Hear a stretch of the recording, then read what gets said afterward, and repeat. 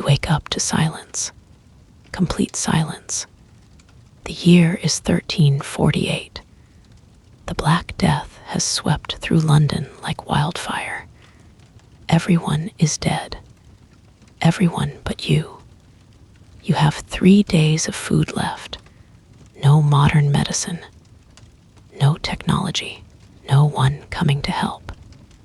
The only choice is to master survival skills, or join the 7 billion corpses rotting in the streets.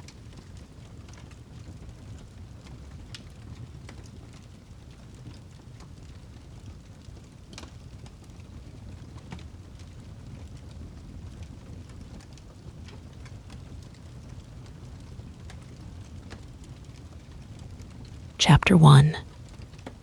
You wake to silence, complete silence, the kind of quiet that makes your ears ring. No footsteps on cobblestones, no voices calling across the street, no church bells marking the hour, just the sound of your own breathing, too loud in the empty room. You smell it before you see it. The sweet, heavy scent of decay drifting through your window. Your stomach turns. You know what it means. The pestilence has won. The deadly sickness that swept through London like fire through dry wheat has taken everyone. Everyone but you. Your neighbors, your family. The baker who always smiled, all gone. The disease that people called the Black Death has made you the last person in a city of corpses. You have 3 days of food left, maybe 4 if you eat less. Your hands shake as you count the bread crusts again. 1, 2, 3 pieces, some dried meat, a small pot of honey, nothing more. In 3 days, you will start to starve. In a week, you will be too weak to walk. In 10 days, you will join the bodies rotting in the streets. Unless you learn to scavenge, you step outside. The morning air hits your face like a cold slap. London stretches before you, empty and waiting. Doors hang open. Windows stare like dead eyes. Your footsteps echo off stone walls, the only sound in a world gone silent. But you are not alone with the dead. You hear them rats. Thousands of rats, scratching and squeaking as they feast on what the sickness left behind. They scatter when you approach, their tiny claws clicking on stone. They know something you are learning. In a dead world, only the smart survive. You start with houses near your own. The first door opens with a creak that makes you jump. Inside, you find a family still at their table.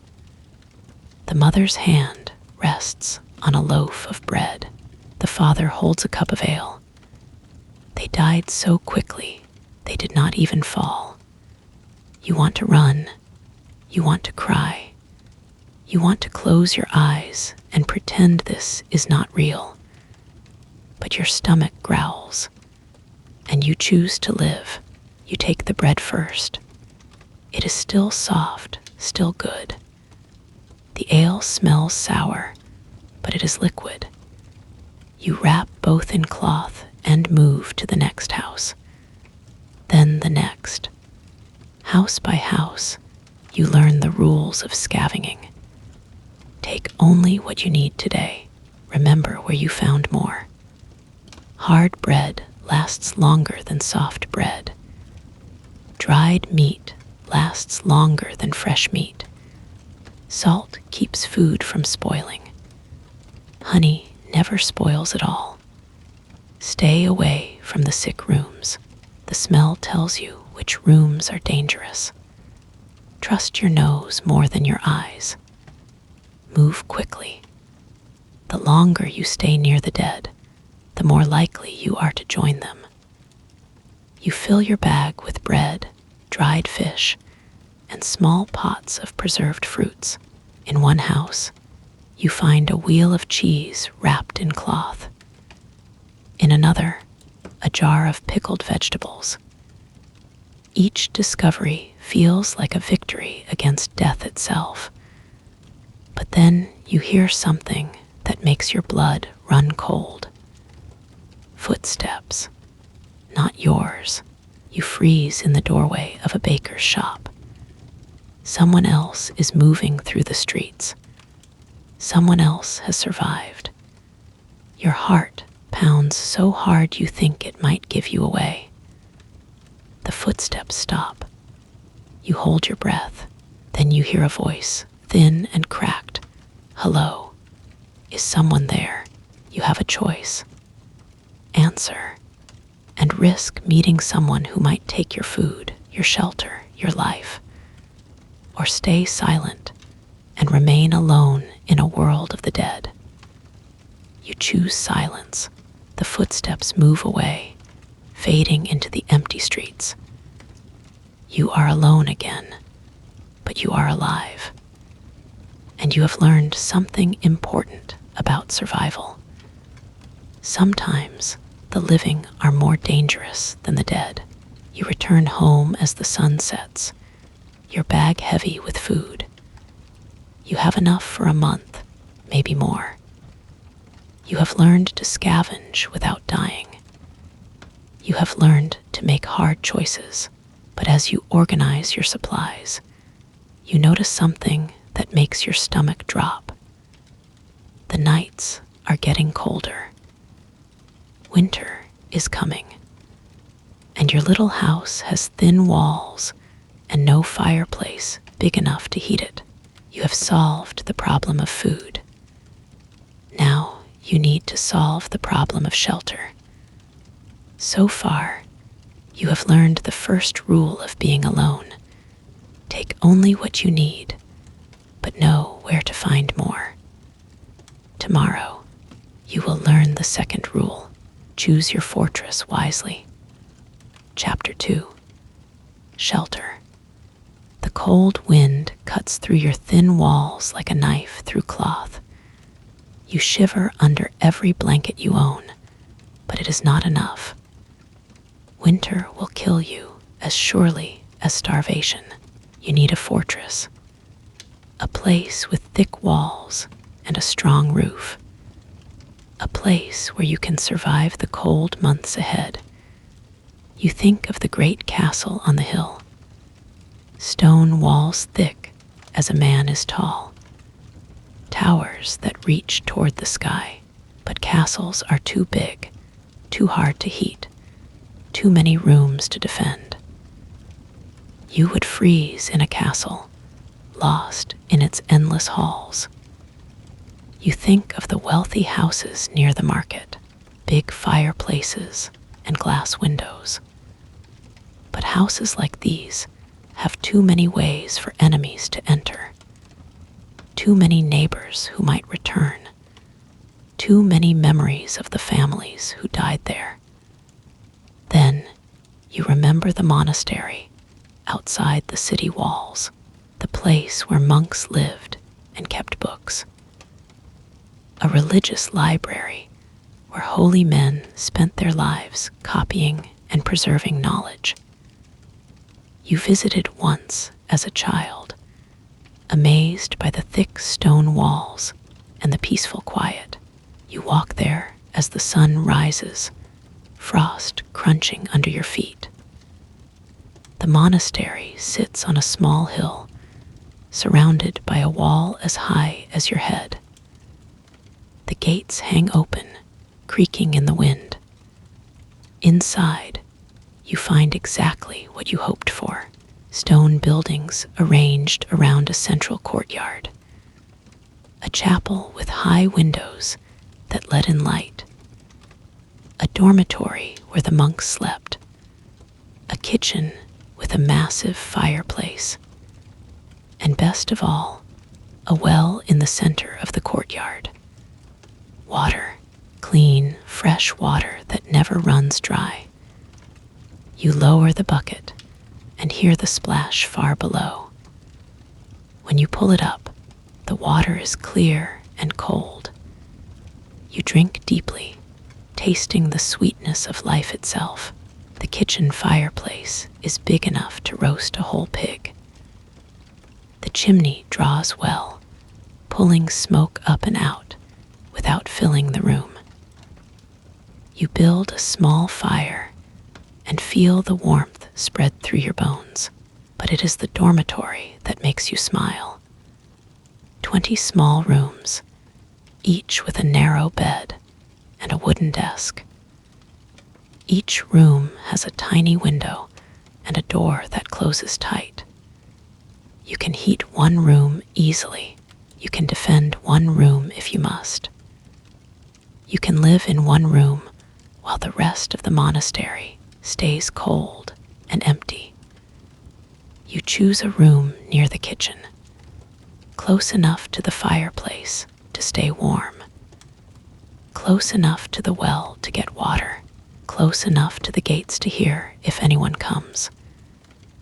You spend the day moving your supplies from the city. Food, blankets, tools, anything useful. Trip after trip, carrying your new life on your back. The monastery begins to feel like home. As evening comes, you build a fire in the kitchen and cook your first real meal in days. Hot soup made from dried meat and preserved vegetables. Bread warmed by the fire. Water that tastes like hope. You sit in the great kitchen, your small fire pushing back the darkness. The stone walls keep the wind outside. The thick roof keeps the rain away. You are safe, warm, and fed. But as you explore your new home, you find something that changes everything. A room full of books. The scriptorium. The writing room where monks copied books by hand. Shelves line the walls from floor to ceiling, filled with leather-bound volumes. Books about medicine, about farming, about building and making and surviving. You pull one book from the shelf. It falls open to a page about preserving meat. Another book teaches how to make candles from animal fat. A third shows how to build better fires, how to make them burn longer with less wood. Here is knowledge. Here is wisdom. Here is the difference between surviving and thriving. You realize something that makes your heart race. You are not just looking for a place to sleep. You are looking for a place to learn, a place to become more than just a survivor. You now have food and shelter, but you are starting to understand that survival is not just about staying alive today. It is about building a life that can last through all the tomorrows that might come. Tomorrow, you will learn how to make your resources last through the long winter ahead. You will learn that abundance thinking beats scarcity thinking. You will learn to prepare for the future while living in the present. Chapter 3: Preservation. The first snow falls on a gray morning in November. Thick flakes that stick to the ground and do not melt. You watch from your window as winter covers the world in white. Your food stores look smaller now. The bread you took from the city is growing moldy. The fresh meat you found is starting to smell. Without preservation, you will starve before spring comes. But the monastery's books have taught you something important. Medieval people knew how to make food last.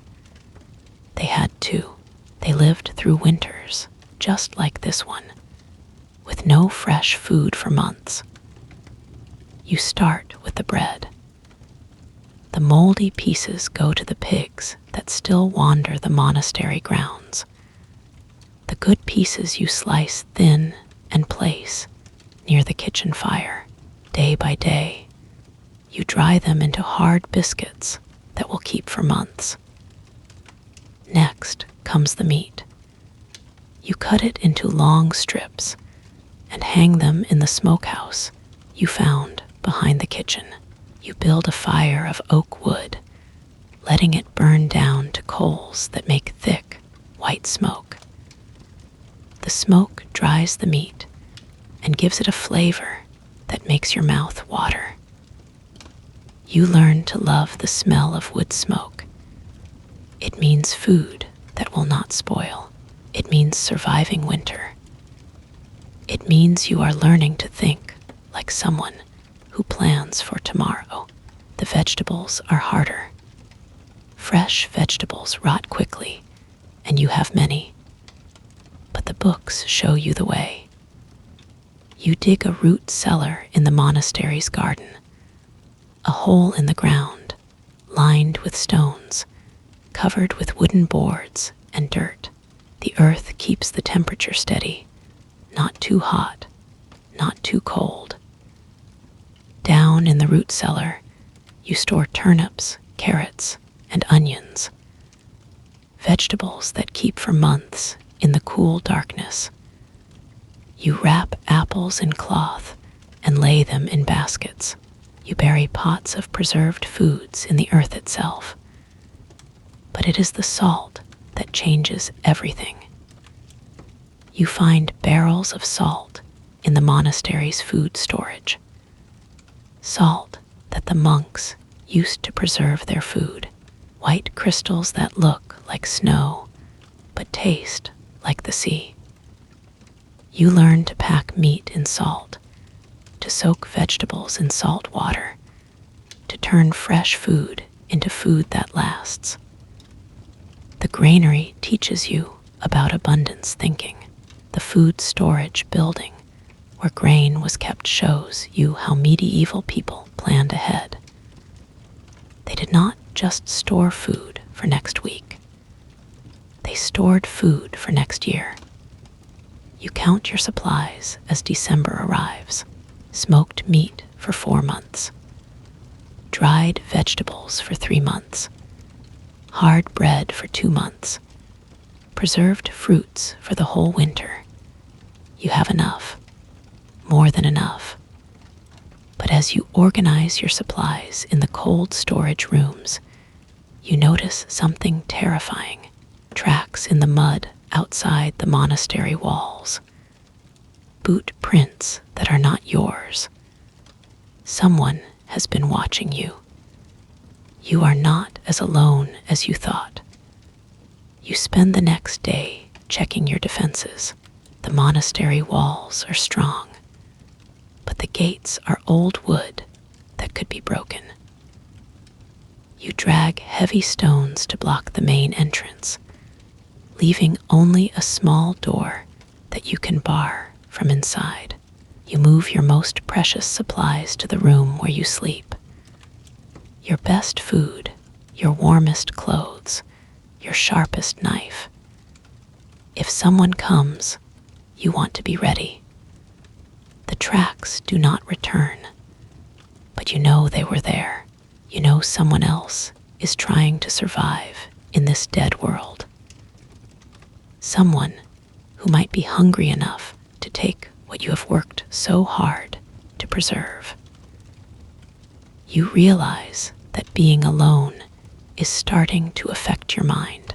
You talk to yourself constantly now. You have conversations with people who are not there. You see movement in shadows that are empty. But you have learned something important about survival.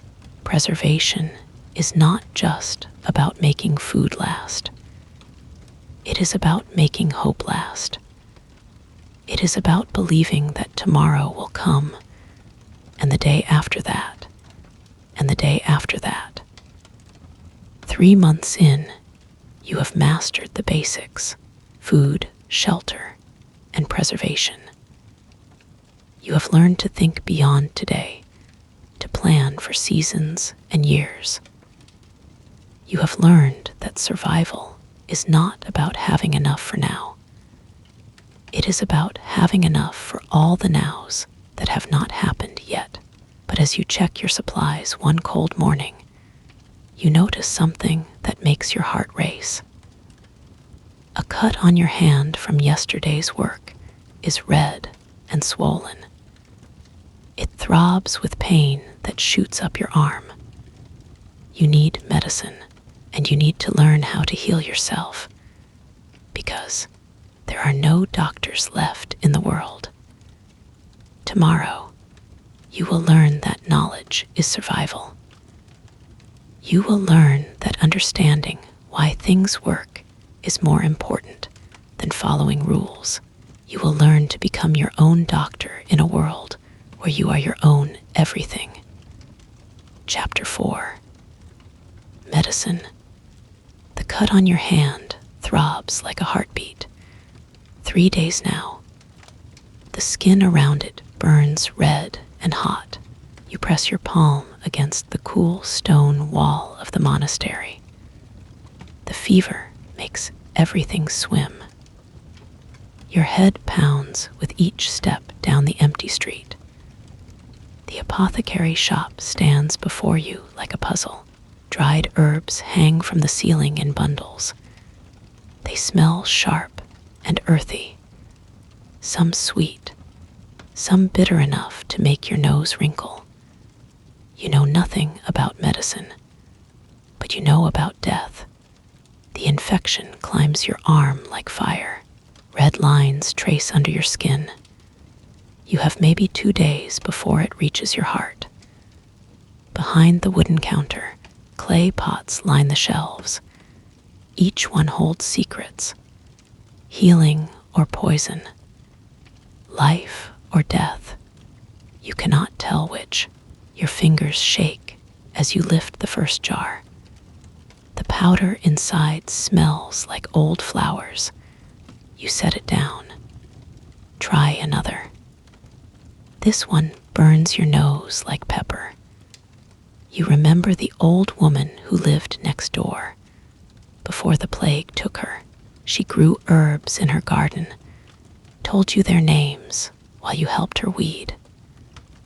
Willow bark for pain, she said. Honey for wounds. Garlic for infection. You search the shelves. Find strips of gray bark. Sniff them. They smell clean and bitter, like the willow trees by the river. The honey pot sits heavy in your hands, golden and thick, still sweet after all these months. You scoop some onto your finger. Taste it. Your body remembers sweetness, but the infection needs more than honey. You find bulbs of garlic hanging near the window. Their papery skins crinkle as you peel them. The smell makes your eyes water, sharp and alive. You crush 3 cloves with the flat of your knife. Mix them with honey. The paste stings your nose. Back in the monastery, you clean your wound with wine from the cellar. The alcohol burns like lightning. You bite your lip to keep from crying out. The garlic-honey mixture spreads cool over the infection. You wrap it with clean linen torn from altar cloths. The monks would forgive you this theft. You boil willow bark in water. The tea tastes bitter as tree roots, but the pain in your head begins to fade. For 3 days, you change the dressing, clean the wound, drink the bitter tea. Watch the red lines fade from your arm. The infection retreats like a defeated army. You learn to read your body's signals. Hunger means eat. Thirst means drink. Pain means listen. Your body tells you what it needs if you know how to hear. This is quarantine, staying away from things that can hurt you. But sometimes hurt comes from inside. Sometimes you are the danger to yourself.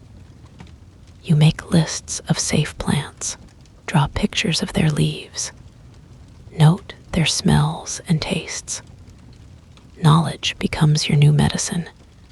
The apothecary shop becomes your second home. You learn which herbs heal cuts, which ones stop coughs, which ones help you sleep when nightmares wake you. But as you organize bottles and jars, you notice something strange. Fresh footprints in the dust. Not yours. Someone else has been here. Chapter 5. Planning. Spring arrives like a whisper. Ice melts from the well. Green shoots push through dead ground. You stand in the monastery garden with seeds in your palm. Barley, beans, turnips. Each one holds the promise of next winter's survival. The math is simple and terrible. You ate through half your stored food during the cold months. If you don't grow more, next winter will kill you. You dig rows in the soft earth. The soil smells rich and dark. Worms curl away from your spade. Life returning to the world, but planning means thinking beyond today, beyond this season, beyond this year. You map the monastery grounds on parchment. Mark where the sun falls longest, where water drains, where wind hits hardest. The vegetable garden goes near the kitchen. Herbs by the infirmary. Grain in the far field where deer won't find it. You count tools, 3 shovels, 2 hoes, 1 scythe with a chipped blade. Each tool must last years, maybe decades. In the forge, you learn to sharpen metal. Heat iron until it glows. Hammer out the nicks. Your hands blister and heal. Blister and heal. The granary needs repair. Mice have chewed holes in the walls. Rain has rotted the roof beams. You patch with clay and timber.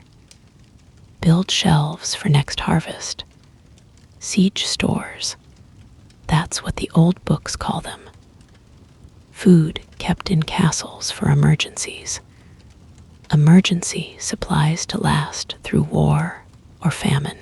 You calculate how much grain one person needs, how many vegetables, how much salt for preserving meat.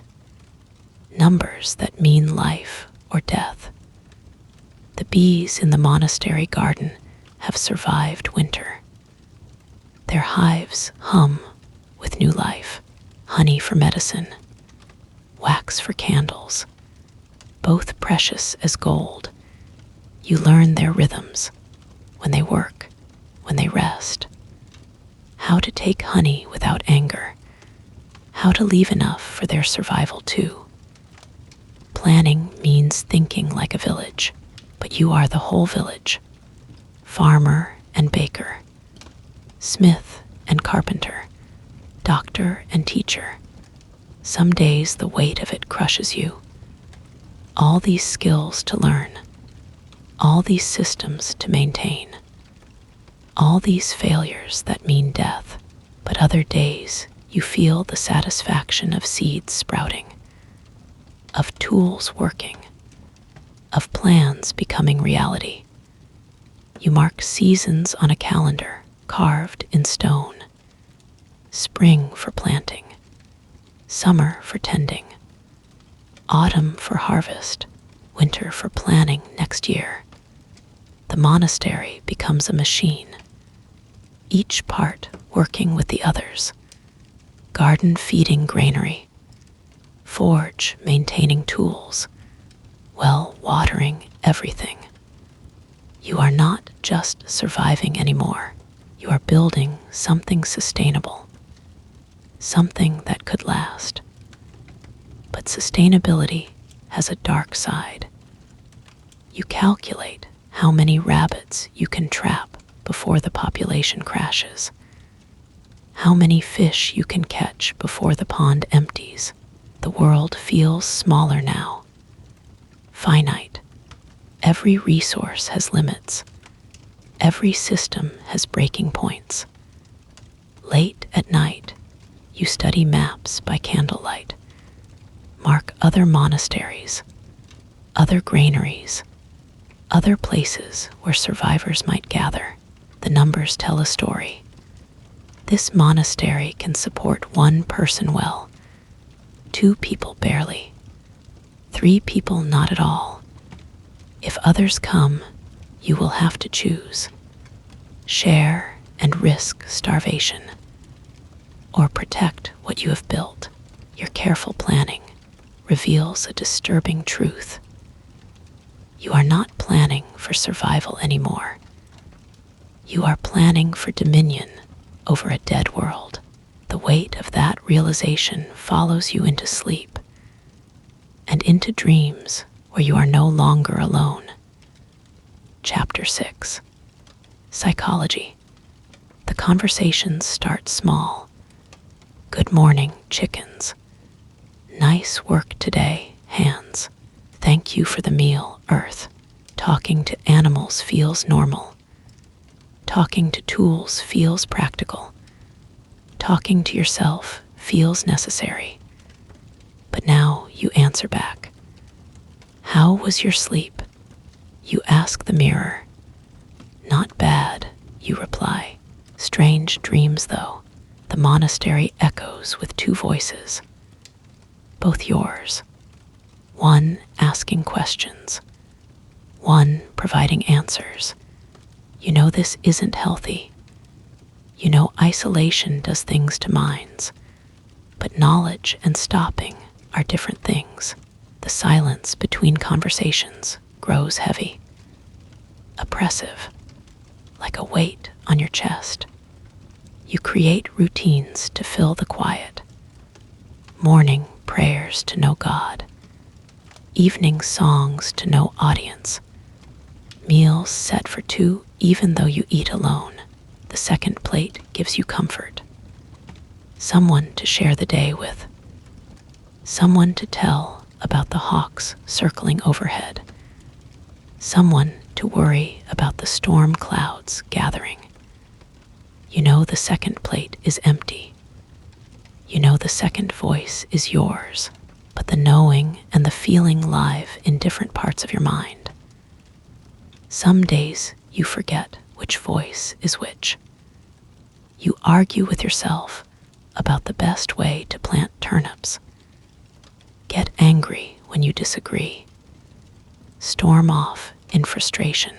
The monastery is large enough for 2 people to avoid each other. You use this space.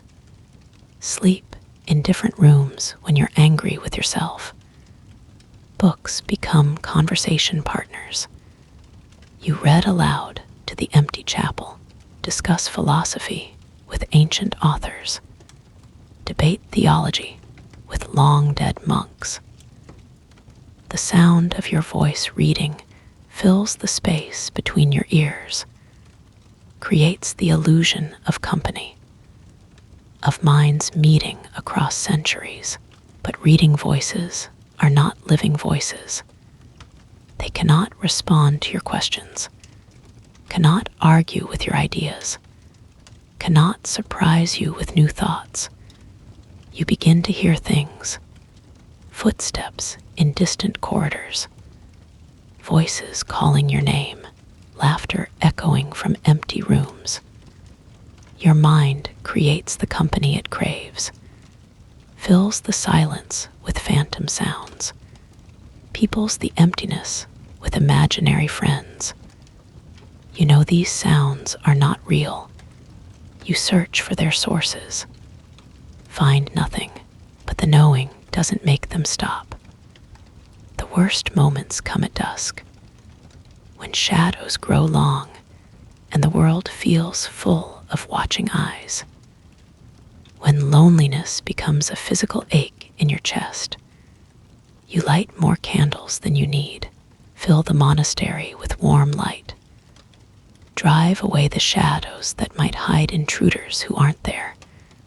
Sleep brings relief. In dreams, you are not alone. Friends visit. Family members return. The world fills with voices and laughter and life, but waking tears you away from dream company, throws you back into the silence.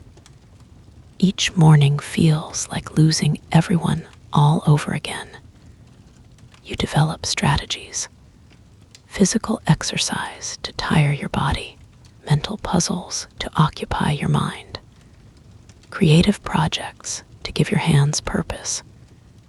The key is staying busy. Idle minds create dangerous thoughts. Empty hands reach for things that aren't there. You write letters to people who cannot read them. Pour your thoughts onto parchment. Address them to friends and family and strangers. The writing helps, gives your thoughts shape and form, makes them feel less like madness and more like communication. But communication requires two minds, and you have only one. You make a decision that will change everything. You will not surrender your humanity to the hunger for company. You will not let isolation turn you into something else. You create rules for yourself, limits on imaginary conversations, boundaries around phantom voices, structure to keep sanity intact. The rules feel artificial, like forcing a river to flow uphill. But they work. They keep you human when the world offers no reason to remain so. You are not just surviving anymore. You are choosing what kind of survivor to be, what kind of human to remain. The choice matters, because somewhere in the ruins of the world, others might be making the same choice. Others might be fighting the same battle, and when you meet them, you want to meet them as yourself, not as the broken thing isolation might have made you. The monastery bells have not rung for months, but you ring them now. Send your voice across the empty landscape. Declare to the world that someone still lives here, someone still human, someone still sane, someone still choosing hope over despair. The sound echoes off distant hills, fades into silence. But for a moment, the world feels less empty. For a moment, you feel less alone. Chapter 7. Innovation. The sharp crack of wood splitting fills the morning air. Your axe handle breaks in half. You stand there, holding two useless pieces. The pile of firewood remains half cut. This is your third broken tool this month.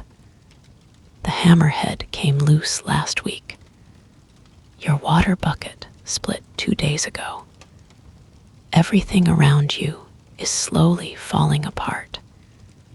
You hear the wind whistling through gaps in the monastery walls.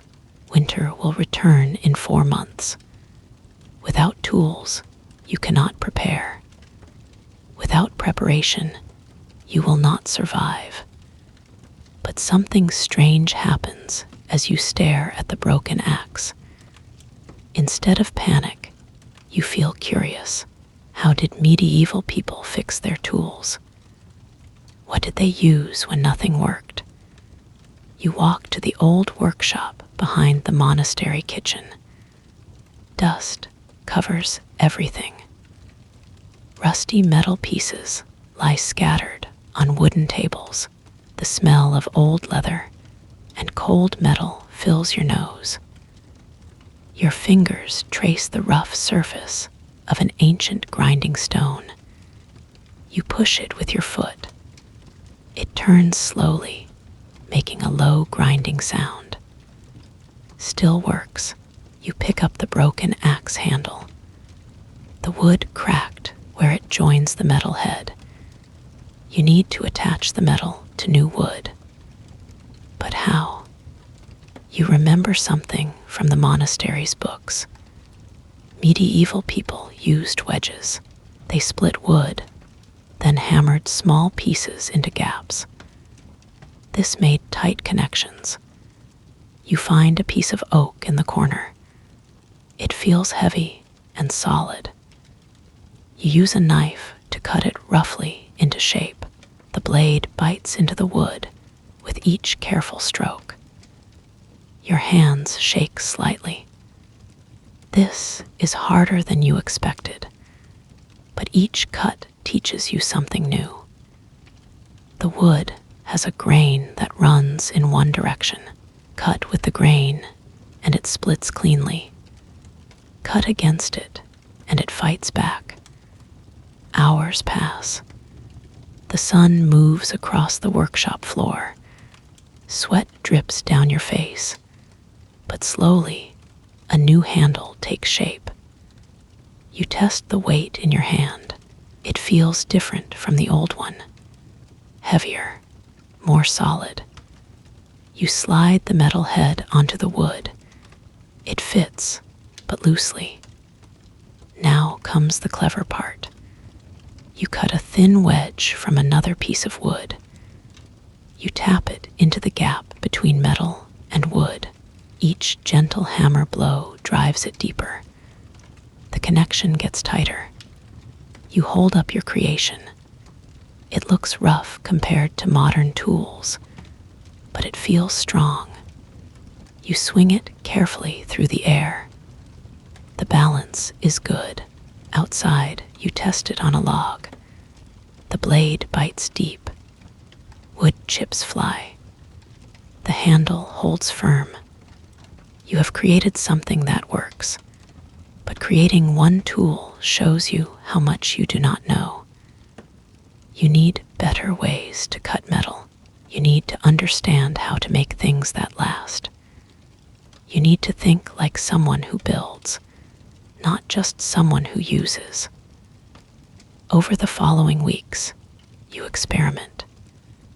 You heat metal in your fire until it glows red. You hammer it into new shapes. Most attempts fail, but some succeed. You create a simple chisel from an old knife. You make a better hammer from a stone and stick. You even figure out how to sharpen your tools using the grinding stone and water. Each success teaches you something important.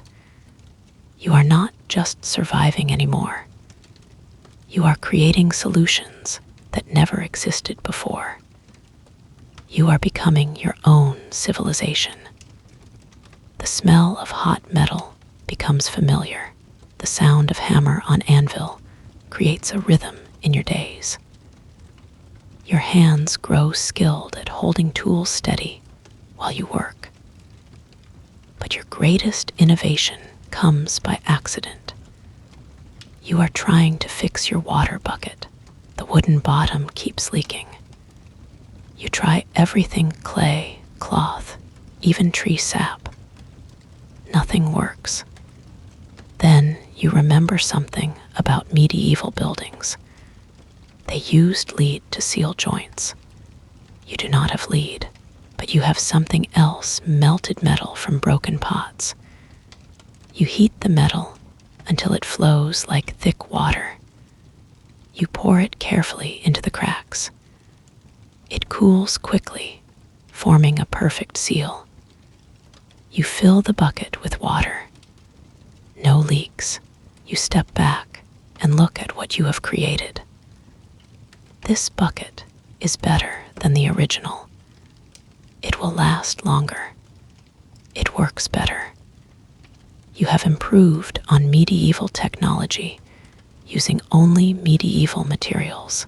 But as you carry the bucket back to your shelter, you realize something disturbing. You are thinking like a person who expects to live for years. You are building things for a future that may never come. You have survived 10 months alone. You have moved from desperate scavenging to confident innovation. But innovation requires hope. It requires believing that tomorrow matters. What are you building for? Who will use these tools when you are gone? The questions follow you as you walk through the empty monastery corridors, carrying your perfectly repaired bucket. Chapter 8. Knowledge. You smell something terrible, sweet and rotten, like flowers mixed with decay. It comes from the monastery's writing room. The books are dying. You push open the heavy wooden door. Sunlight streams through tall windows, but the light reveals disaster. Leather covers curl and crack. Pages yellow and crumble. Centuries of human knowledge slowly turning to dust. You pick up a book carefully. The cover feels soft, almost wet. Your fingers leave marks on the leather. Inside, beautiful pictures cover the pages. Gold paint still shines on some letters, but brown spots spread across the text like a disease. This is what medieval people called a scriptorium, a writing room. Monks spent their lives here, copying books by hand. Each book took months to complete. Each page was precious. You set the book down gently. How many others exist like this? How many are rotting in empty buildings across the world? You walk between the tall wooden desks. Each one has tools scattered on top. Quill pens made from bird feathers, small pots that once held ink, sharp knives for cutting parchment. Your boot crunches on something. You look down. Pieces of torn parchment cover the floor. Mice have built nests in the corners. They have been eating the books. You feel something you have not felt in months. Urgent panic. Not for your life, but for something bigger. These books contain everything medieval people knew. Medicine, building, farming, philosophy. If they disappear, that knowledge dies forever, but you cannot save everything. The room holds hundreds of books. You are one person. You need to choose. You start with the books that seem most important for survival. A thick volume about plants and healing, another about building with stone, a third about farming and seasons. You carry them to your sleeping chamber. The air is drier there, safer. You arrange them carefully on a wooden chest, away from moisture, away from mice. But choosing which books to save forces you to think about bigger questions. What knowledge matters most? What should humans remember? You return to the scriptorium. This time, you look more carefully. Some books are about religion, others contain stories and poems. A few describe distant lands and strange peoples. You pick up a book of stories. The pages show pictures of dragons and knights, magic and adventure. Part of you wants to leave it. Stories do not teach survival skills. But something stops you. Humans need more than just knowledge about staying alive. They need beauty. They need wonder. They need reasons to want to stay alive. You add the story book to your collection. Days pass. You develop a system. Each morning, you visit the scriptorium. You examine books carefully. You save the best ones. You learn to spot the signs of decay early. You discover something interesting. Some books are in languages you cannot read. Latin, Greek, Arabic. But the pictures tell stories. The diagrams show how things work. You find a book filled with star maps. The pictures show patterns of light in the night sky.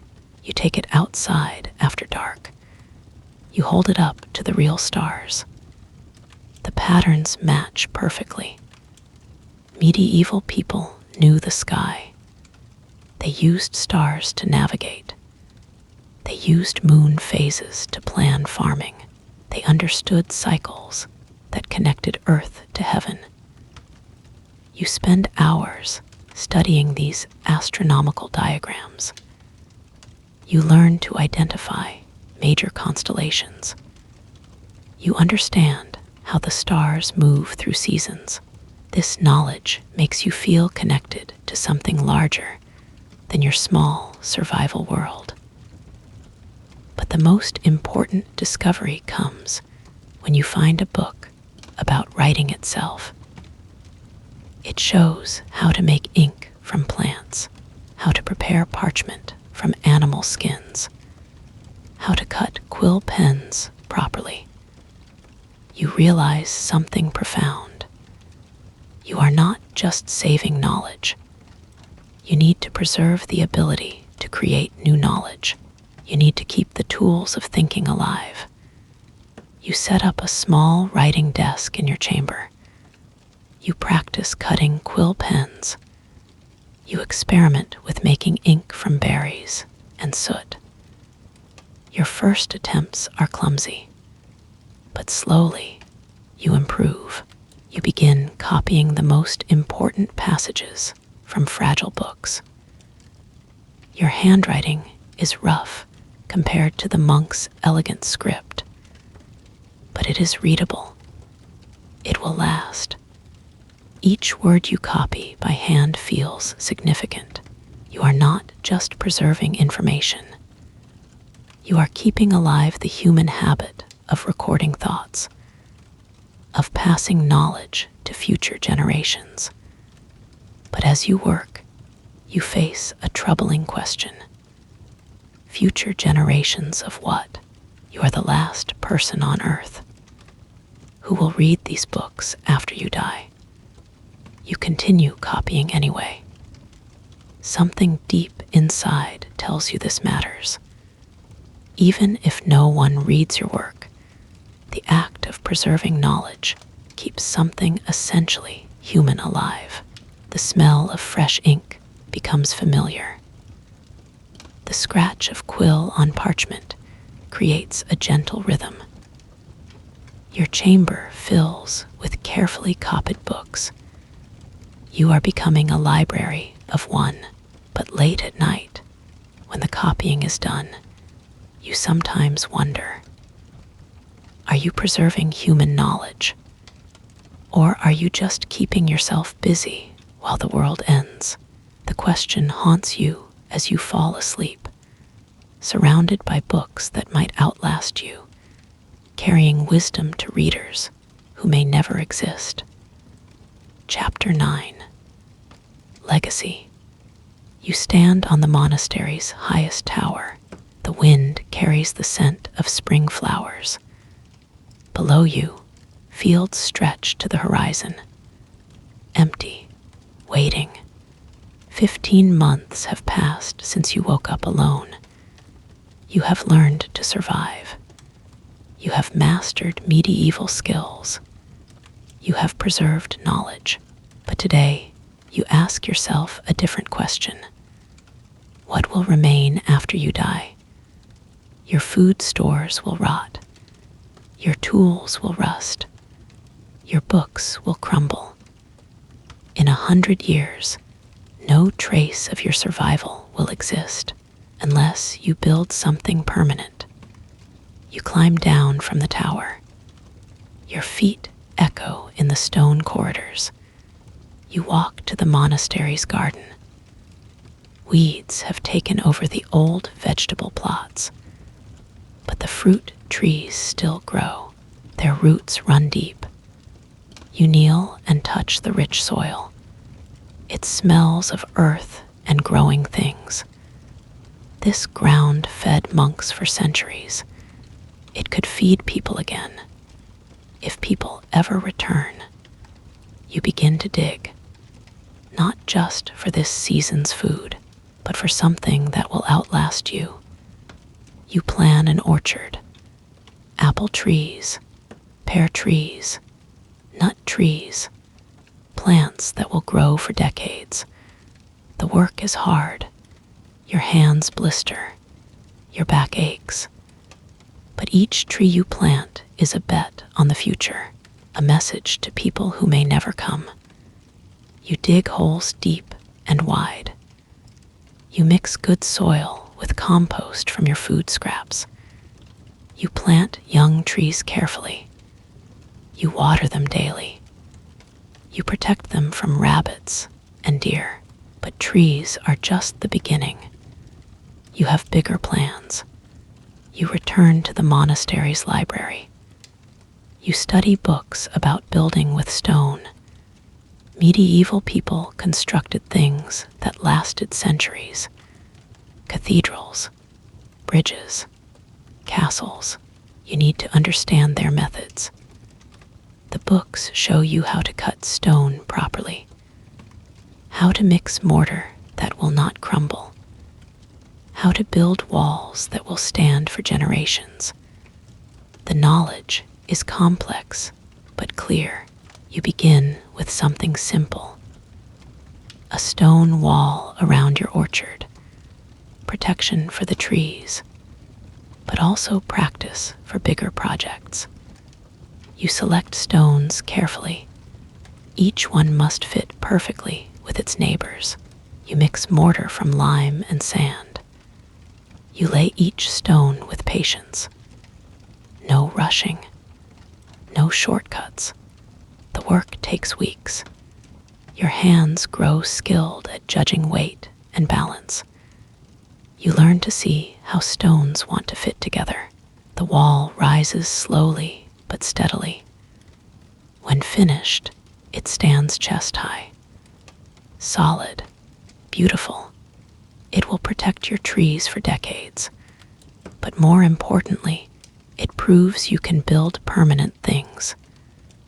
Next, you tackle the monastery's roof. Rain leaks through broken tiles.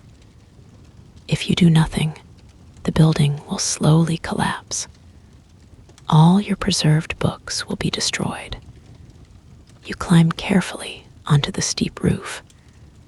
The tiles are heavy clay baked centuries ago. Many have cracked or fallen. You need to replace them. You find extra tiles in the monastery's storage building. They are old but still strong. You carry them up ladder by ladder. Dangerous work, but necessary. You remove broken tiles carefully. You examine how they overlap to shed water. You replace them one by one. The pattern is complex but logical. Each tile protects the ones below it. Working on the roof gives you a new perspective. You can see for miles in every direction. Empty villages, abandoned farms, the remains of human civilization. But you also see potential. Good farmland, clean rivers, forests full of timber. If people return, they will find everything they need to rebuild. Your most ambitious project is inside the monastery. You create a workshop that will outlast you. You organize tools carefully. You build sturdy work tables. You set up systems for making and repairing things. You carve instructions into wooden boards, how to make tools, how to preserve food, how to build shelters, basic knowledge for survival, written in simple words and clear pictures, but you also include something more. You carve your story into stone, not just what you did, but why you did it. Not just how to survive, but why survival matters. You work by candlelight, tapping carefully with chisel and hammer. Each letter takes time. Each word matters. This is your message to the future. I was alone, you carve, but I chose to live. I chose to build. I chose to prepare for people who might never come. Because hope is what makes us human. And if the work exhausts you, but it also fills you with purpose. You are not just surviving anymore. You are creating a foundation for whatever comes next. Months pass. Your orchard grows. Your buildings stand solid. Your workshop remains organized and ready. You have transformed from survivor to civilization builder. But late at night, when the work is done, you sometimes wonder, are you building for real future people, or are you just keeping yourself busy while you wait to die? The question no longer troubles you as much. You have learned something important about human nature. We build not because we know others will come. We build because building is what humans do. Your legacy is not just stone and wood and growing trees. Your legacy is the proof that one person alone can choose to create rather than just consume, can choose hope over despair, can choose tomorrow over today. The wind carries the scent of your apple blossoms. The sound of your hammer echoes through the monastery halls. You are building something that will outlast you. Something that says, humans were here. Humans cared. Humans believed in the future. Even if that future never comes, the building itself is victory enough. Chapter 10. System Mastery. You wake before dawn breaks. Your body knows the time without clocks. The monastery bells would ring now, if anyone lived to pull the ropes. Instead, you hear your own breathing, the crackle of dying embers, the whisper of wind through stone corridors you've made your home. 18 months alone. You've built something here. You slide bare feet onto cold stone floors. The chill runs up your legs like electricity. Your body moves without thinking. Light the candle. Check the water bucket. Feel the morning air on your face. This is your system now. Every action connects to the next. Like gears in a great machine, but the machine is your life. You step outside. The herb garden spreads before you in neat rows. Thyme, sage, chamomile. Plants that heal and season food. You planted them. You tend them. They keep you alive. Your hands know which leaves to pick. The morning dew soaks through your fingers. Sweet mint fills your nose. This is breakfast preparation. This is medicine making. This is hope growing in the ground. The granary, your food storage building, stands solid against the morning sky. Inside, dried meat hangs from wooden beams. Grain fills large pottery jars. Preserved vegetables line wooden shelves. Enough food for 2 winters, maybe 3. You built this abundance from nothing, from abandoned scraps and rotting waste. The workshop waits next. Tools you've made hang on the walls, hammers forged from scrap metal, knives sharpened on stones you found, a spinning wheel you assembled from broken parts. Everything you need to fix anything that breaks, because things always break. But you've learned to fix them. The scriptorium, your writing room, holds the books you've saved, parchment pages copied by hand, knowledge preserved while the world forgets. Mathematics, medicine, farming, building, the wisdom of thousands of years, protected in one small room. You are a living library, a walking civilization. The system works because everything connects. Garden feeds body. Workshop maintains tools. Books teach better methods. Each part supports the others. Remove one piece and the whole system fails. But you've made it stronger than that. You've made it flexible. Rain might kill crops. Tools might break beyond repair. Fire might burn books, but you've learned to adapt, to find new solutions, to survive whatever comes. This is mastery, not perfection, understanding. You know exactly how much food you need for winter, how many candles will burn through the dark months, which tools must be repaired before they break completely, when to plant seeds for the best harvest. You've become a one-person civilization. Everything humans need to survive, you can provide. The morning routine continues. Check the water well. Inspect the walls for damage. Count the supplies. Plan the day's work. Every action has purpose. Every choice has consequences you understand.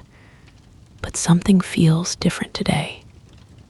The air tastes strange, metallic, like the moment before lightning strikes. You felt this before. Something's changing. You climb the monastery's tallest tower. Look out over the empty countryside. Rolling hills stretch to the horizon. No smoke rises from chimneys. No people work in fields. Just grass and trees and silence. But wait, there, on the distant hill, a thin column of smoke. Your heart hammers against your ribs. Smoke means fire. Fire means people. For 18 months, you've been alone, completely alone. You've built this perfect system for one person. You've created a life that works in isolation. Now everything might change.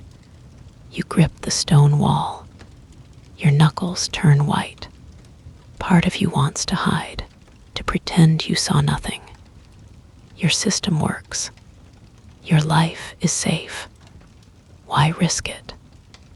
But another part of you remembers what it felt like to hear another human voice, to share a meal, to not be the only person in the world. The smoke keeps rising, steady and purposeful. Someone is out there, someone who survived like you did. Your perfect system suddenly feels very small. Chapter 11. The choice. The smoke rises every morning now. 3 days straight. Always from the same hill. Always at the same time. You've been watching through a broken window, counting the hours, making plans you're afraid to follow. Someone is out there, someone who's learned to survive like you have. Someone who might be just as scared and alone as you've been. or someone who might be dangerous. You've grown used to being safe. The monastery walls protect you. Your systems work. Your routines keep you alive. Why change anything? But the smoke keeps calling. You sit in the scriptorium, your writing room, surrounded by books you've saved. Ancient wisdom written by people who died centuries ago. Their voices still speak through these pages. They remind you of something important. Humans are meant to be together. The isolation has changed you. You know this. You talk to yourself constantly. You've given names to the birds that visit your garden. You've written long letters to people who are probably dead. Loneliness is eating you alive, slowly but surely. The smoke means you have a choice.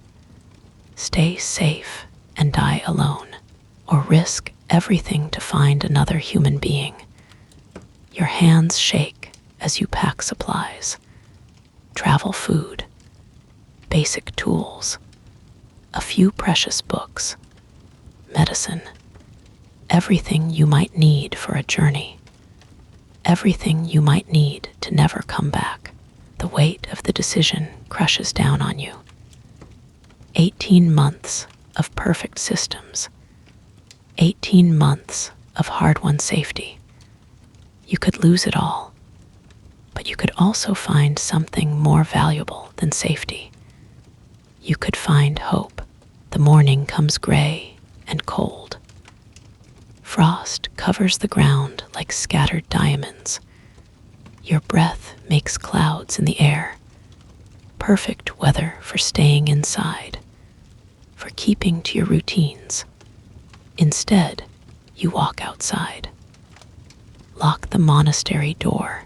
Hide the key where you can find it if you return. If you return, the road stretches ahead. Cracked stones covered with weeds. Nobody has walked this path in over a year.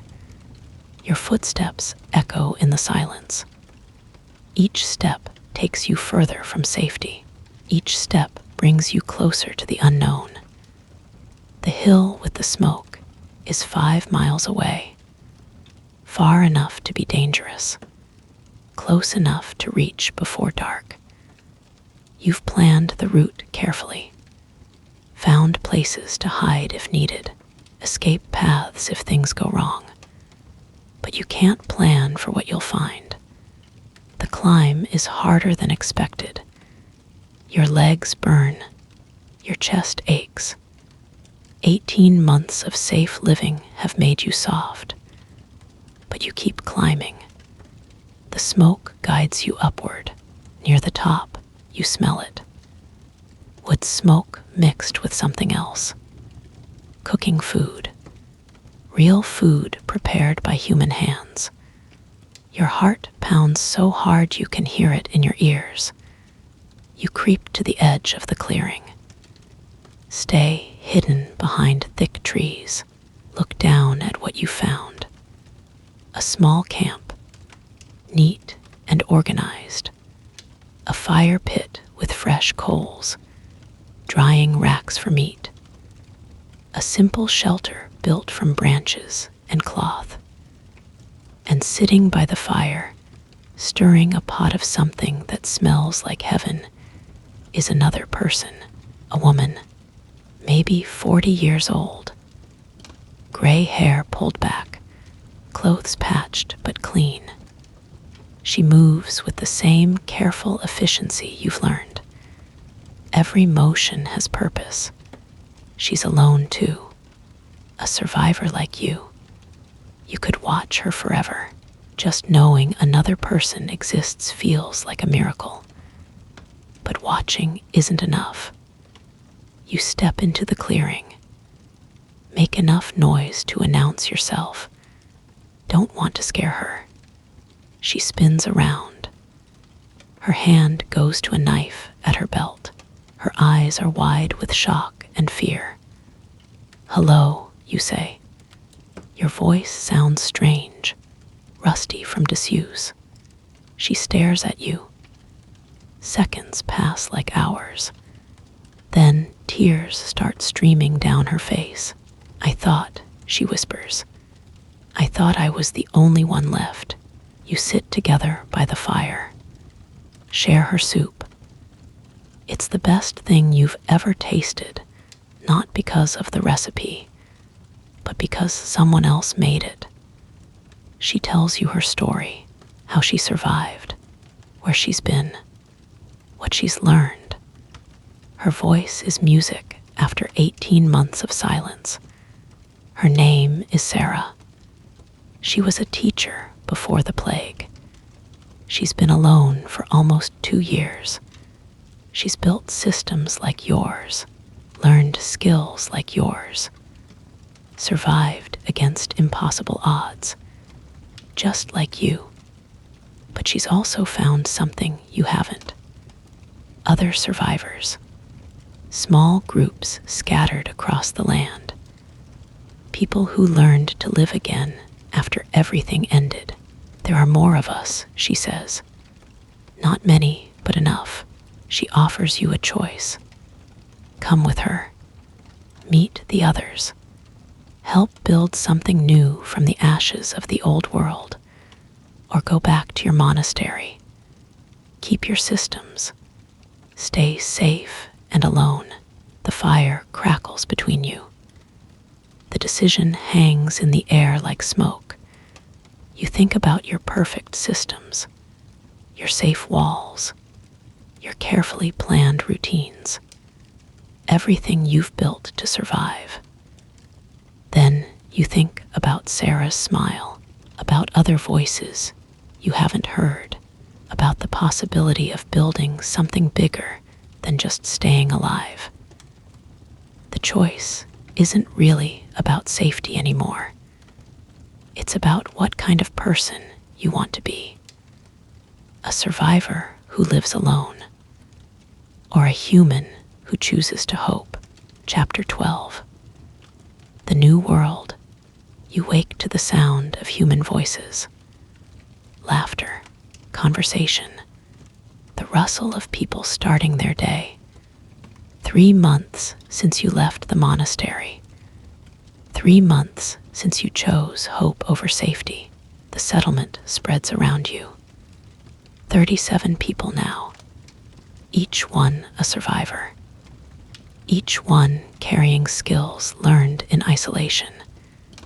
Each one choosing to build something together.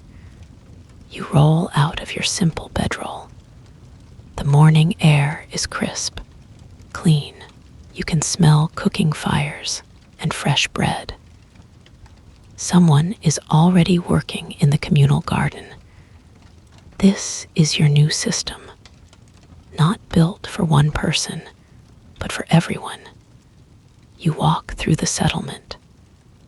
Check on the projects you've started, the workshop where you teach toolmaking, the school where you share knowledge from the books you saved, the planning meetings where everyone decides what to build next. Yesterday, you taught a group of children how to preserve food. They'd never seen the old methods. Smoking meat, drying vegetables, storing grain. Skills that kept you alive for 18 months. Today, they'll teach their parents. Knowledge spreads like ripples in water. Sarah finds you by the well. She's become the settlement's unofficial leader. Not because she appointed herself, but because people trust her judgment. The scout came back, she says. Found another group. 12 people, about 50 miles north. Your heart jumps. More survivors. More people choosing to live instead of just surviving. Will they come here? You ask. Maybe. Or maybe we'll help them build something where they are. This is the new world. Not one big group, but many small ones, connected by trade and friendship. spreading across the land like seeds taking root. You've become something you never expected: a teacher, a bridge between the old knowledge and the new life. The books you saved sit in the settlement's library, no longer yours alone. Children learn to read from pages you copied by hand. Adults study techniques you preserved from the old world. Your monastery skills serve everyone now. The herb garden you perfected feeds the sick. The preservation methods you mastered keep the whole settlement fed through winter. The tool making you learned by necessity arms everyone with what they need. But you've learned new skills too: how to work with others, how to solve problems as a group, how to make decisions that affect more than just yourself. The old world is gone. You know this now. The cities will never be rebuilt. The governments will never return. The millions of people who died will never come back. But something new is growing. Something different. Something that might be better. You've seen it in the faces of the children. Hope instead of fear. Curiosity instead of desperation. They don't remember the old world. This settlement is their normal. They'll grow up knowing how to survive. But more than that, they'll grow up knowing how to live. The afternoon brings a celebration. Someone found a crate of wine in an abandoned cellar. Someone else learned to make cheese from goat milk. Small victories, but worth celebrating. You sit around the fire with the others, share stories, laugh at jokes, feel the warmth of human connection.